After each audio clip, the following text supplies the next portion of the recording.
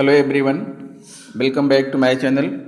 दोस्तों, आपकी ज़रूरतों और डिमांड को ध्यान में रखते हुए आज मैं आपके लिए लेकर आया हूँ समृद्धि कार्यक्रम के तहत कक्षा 1 व 2 गणित के प्रथम दिन, प्रथम सप्ताह, प्रथम कालांश की शिक्षण योजना का नमूना। आप इस शिक्षण योजना को देख लीजिए और इसी के अनुसार समृद्धि कार्यक्रम के तहत जो आपको बुकलेट प्राप्त होंगी, आधारशिला क्रियान्वयन संदर्शिका एवं पाठ्यपुस्तक तथा अभ्यास पुस्तिका के सहारे आप अन्य दिवसों की शिक्षण योजना भी बना सकते हैं। दोस्तों, सारी चीज़ें बिल्कुल स्पष्ट हैं। आपको जैसा कि पता है, कक्षा 1 व 2 गणित की सम्मिलित कक्षाएं चलेंगी और इस जो 48 दिनों की कार्य योजना आपको समृद्धि कार्यक्रम के तहत दी गई है, इसमें कक्षा 1 और 2 को सम्मिलित रूप से पढ़ाने का तरीका भी बताया गया है कि कब आप कक्षा 1 की पुस्तक का इस्तेमाल करेंगे, कब आप कक्षा 2 का इस्तेमाल करेंगे। सारी योजना जो है समृद्धि कार्यक्रम में है, उसी के तहत मैंने ये शिक्षण योजना बनाई है। तो आइए आपको दिखाते हैं कि इस शिक्षण योजना में क्या है और कैसे जो है आप प्रथम कालांश की शिक्षण योजना बनाएंगे।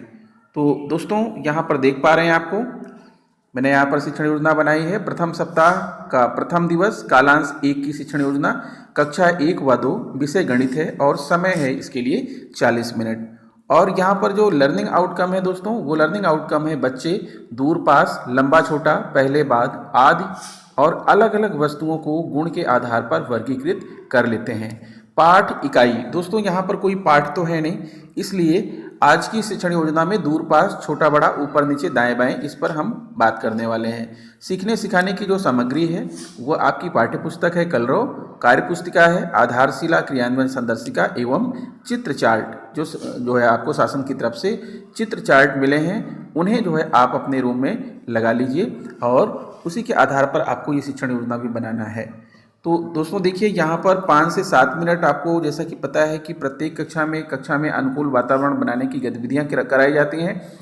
तो उसी के मद्देनज़र यहाँ पर मैंने लिख रखा है कि शुरू में क्या करेंगे, शिक्षक बच्चों को गोल घेरे में खड़ा करके स्वयं एक बच्चे के पास जाकर अन्य बच्चों से पूछेंगे कि मेरे पास कौन बच्चा है तथा मेरे से दूर कौन है।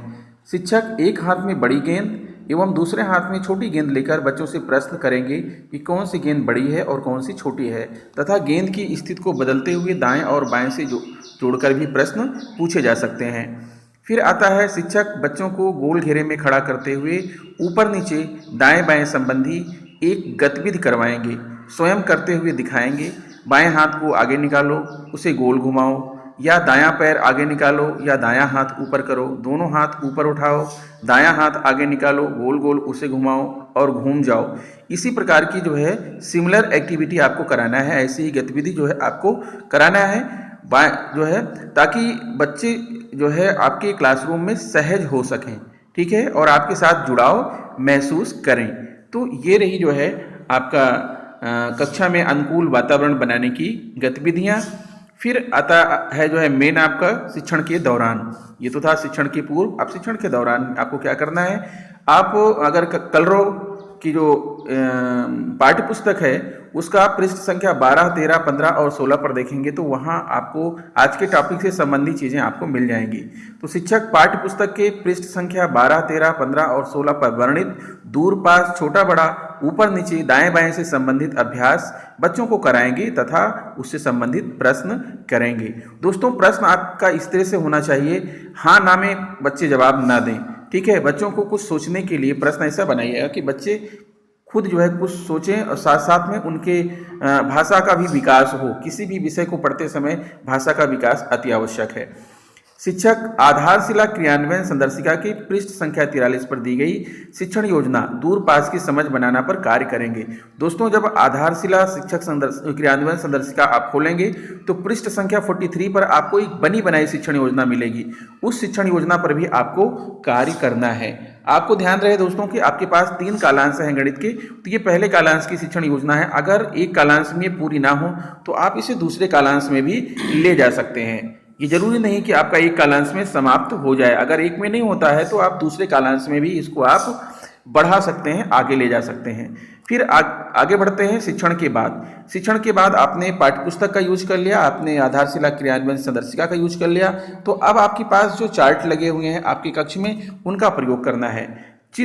शिक्षक पोस्टर चार्ट 1, 4 और 6, चार्ट नंबर 1, चार्ट नंबर 4 और चार्ट नंबर 6, जिसे CMC 010406 जो इसका संकेत है, आप उन चार्टों को बच्चों को दिखाते हुए दूर पास छोटा बड़ा दाएं बाएं की समझ विकसित करने हेतु प्रश्न करेंगे। जैसे कौन सा बच्चा गेंद के नज़दीक है और कौन सा बच्चा गेंद से दूर है। जब आप चार्ट में देखेंगे तो ये बातें आपको क्लियर हो जाएंगी। चिड़िया और जहाज में ऊपर कौन है, नीचे कौन है, दाहिने पलड़े में कितने फल हैं और बाएं पलड़े में कितने फल हैं, या घर के ऊपर कौन उछलता है। तो यहाँ आप चार्ट में देखेंगे तो घर के ऊपर कोई उछल रहा है, एक बंदर उछल रहा है, तो बच्चे बताएंगे बंदर। यानी बच्चों को आनंद भी आएगा चार्ट को देखने में और इससे आपका उद्देश्य भी फलीभूत होगा। जो आप लर्निंग आउटकम, जो आप लक्ष्य लेकर के जो है चले हुए हैं, उस लक्ष्य की प्राप्ति भी होगी। तो इस तरह से दोस्तों आपको छोटी छोटी शिक्षण योजनाएं बनाना है प्रत्येक कालांश के लिए। यद्यपि शिक्षण योजनाएं जो है अगर आप आधारशिला क्रियान्वयन संदर्शिका में देखेंगे या फिर आप समृद्धि मॉड्यूल में देखेंगे तो उसमें भी बनी बनाई शिक्षण योजनाएं हैं, लेकिन आप अपने अनुसार शिक्षण योजना जब बनाएंगे तो वो ज़्यादा सही रहेगा, क्योंकि उसमें आपको अपनी भावनाएं भी पिरोना है। आप अपने बच्चों को जानते हैं, आप किस तरह से बच्चों का आपका जुड़ाव है, कौन सा बच्चा किस तरह की बातों को समझता है, ये आप जानते हैं। इसलिए उन शिक्षण योजनाओं को समाहित करते हुए आप अपनी खुद की जब शिक्षण योजना डेवलप करेंगे तो उसे आपको पढ़ाने में भी आसानी होगी और वो शिक्षण योजनाएं आपको रट जाएंगी। अगर आपने शिक्षण योजना नहीं बनाया है तो बार बार आप जो है क्या किताब खोल करके आधारशिला क्रियान्वयन संदर्शिका में एक एक लाइन देख करके बोलेंगे, तो ऐसी स्थिति में आपकी शिक्षण योजना कभी भी प्रभावित नहीं करेगी। बच्चों को ऐसी शिक्षण योजनाएं प्रभावी नहीं होंगी, वो खाली एक मात्र बुकिश नॉलेज बनेगा। इसलिए दोस्तों आप खुद की शिक्षण योजना जब बनाएंगे तो आपके मन में वो सारी बातें रहेंगी, आपको किस तरह से बोलना है, क्या करना है, वो सारी चीज़ें आपके माइंड में आ जाएंगी। फिर जब आप कक्षा शिक्षण करने चलेंगे तो आपको किसी भी शिक्षण योजना में देख कर पढ़ाने की आवश्यकता नहीं पड़ेगी। उसके बाद दोस्तों बच्चों को थोड़ा सा गृह कार्य भी देना है, जैसे कि कार्य पुस्तिका। बच्चों का जो कलरव कार्य पुस्तिका है उसकी जो पृष्ठ संख्या 6, 7, 8 है उस पर जो है इससे संबंधित वर्क हैं। तो कार्य पुस्तिका पृष्ठ संख्या 6, 7, 8 को बच्चे घर से करके लाएंगे, लेकिन गृह कार्य देने के पहले बच्चों को समझा देना है कि इसे करना कैसे है, क्योंकि बच्चों को अभी लिखना तो आता नहीं है, तो उन्हें पेंसिल से लाइन खींचना या टिक लगाना ये आता है, तो आप वहाँ पर टिक ही लगाना है, लिखना कुछ नहीं है। तो इस तरह से आप गृह कार्य भी दे सकते हैं। तो दोस्तों आशा करता हूं कि मेरी यह शिक्षण योजना आपको पसंद आई होगी।